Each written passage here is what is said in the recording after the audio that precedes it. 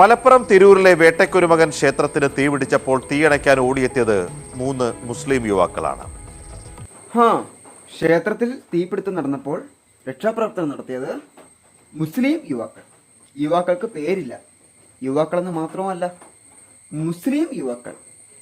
ഇൻഷ്യലാണോ ഈ മുസ്ലിം എന്ന് പറയുന്നത്?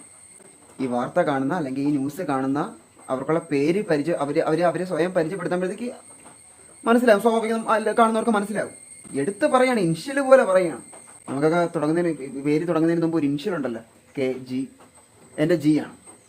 അതുപോലെ പറയണം, മുസ്ലിം യുവാക്കൾക്ക് പേരില്ല.